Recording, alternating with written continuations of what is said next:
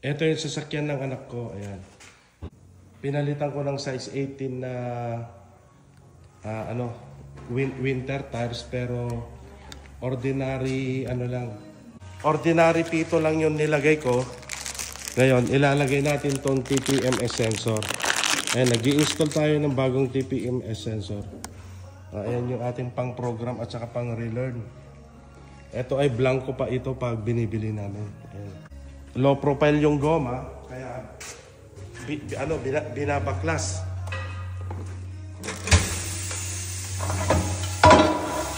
Ayan.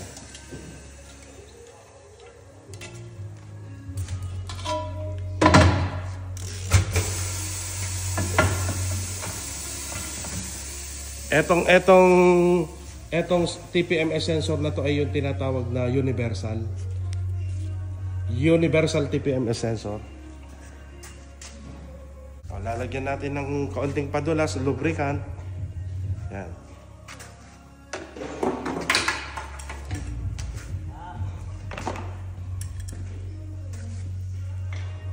Tapos may puller. May technique to kung paano ilalagay ito. May posisyon.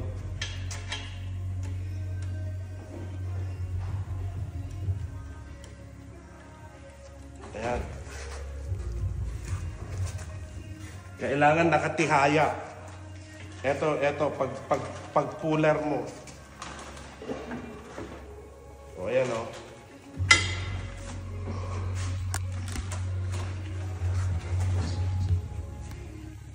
O ganyan, pag hinila mo.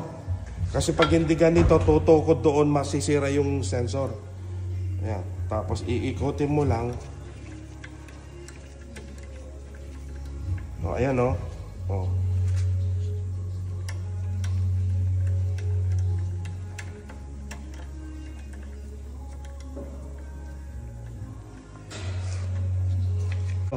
Sensitive ang pag-install ng TPMS sensor.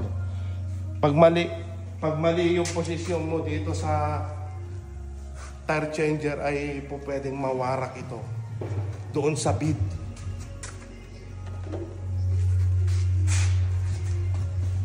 Lalagyan muna natin ang lubricant. Ayan, i-install na natin. Kailangan may posisyon to. Ayan yung sensor, oh. Kailangan naka 7 o'clock position. Ayan. Oh, aalalayan mo, baka babagsakan, mawawara. Ayan, dahan-dahan baba. 7 o'clock position. Ayan. Oh, ayan. Ito yung pito. Oh.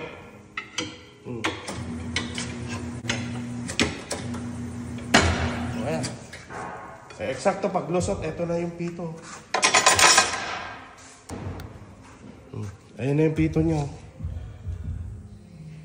Pero pag lumampas ng pito dito, sigurado warak. Tatama yung tatama yung labi ng goma doon dito sa may TPMS sensor, mawawasak.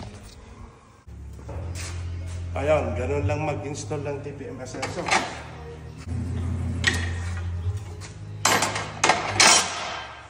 Hindi lahat ng vulcanizer sa Pilipinas ay nakakagawa nito.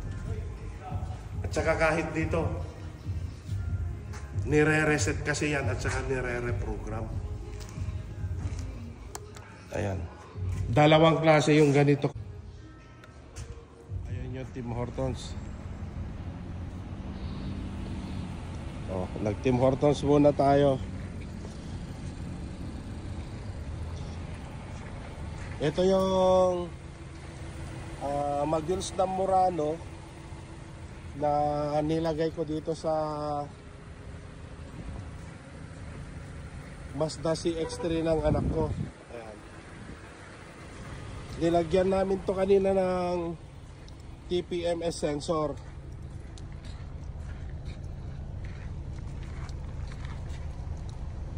Universal TPMS sensor yung nilagay namin. Pagka-program yung 4, in-install ko. Tapos papatakbuhin mo lang ng mga 10 minutes. Ayan na siya, oh. Oh, wala na sa ano ng dashboard. Ayan, yung yellow na yun ay ano yun sa service ng makina. Pero nawala na yung sign. Oh, ayan si Banawe Redby. Oh, nag-i-install ng TPMS sensor. Universal TPMS sensor.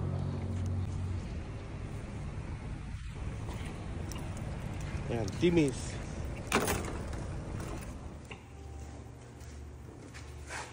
Tireman ako sa Pilipinas ng 1992 hanggang ngayon. Marami akong pinapasukan na tire shop dito sa Edmonton. Pero sa totoo lang, mas maraming magagaling na tireman sa Pilipinas compare dito. Magaganda lang yung mga gamit. Maraming mga arm. Pero sa mga ganito, dito mo makikita yung galing ng tireman magbaklas. Kaya ang gagawin natin bago tayo bibiyahin ng Pilipinas, etong 2025, magbabaklas ako dito ng mga size ng goma dito. Tapos yung mga magagaling na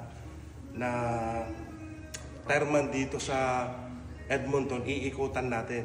Yung babaklasin ko dito, papabaklas natin doon.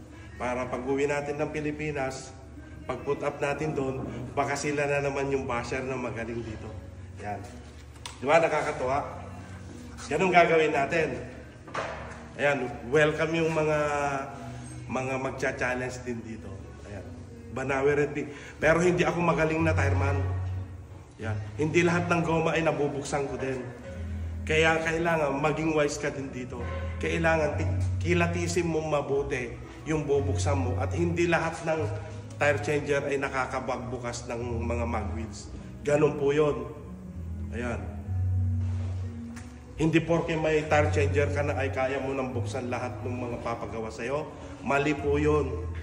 Ayan, may mga tire changer na mamahalin na mga pambaklas talaga. Ganun po yun. Ito ay China lang to, mahinang klase lang. Pero nasa gumagawa lang din. Sabi nga nila, kahit mamahalin yung tire changer mo, kung yung tauhan naman o kaya maggagawa hindi naman eksperyensyado, nakakasira din. Ganun po yun.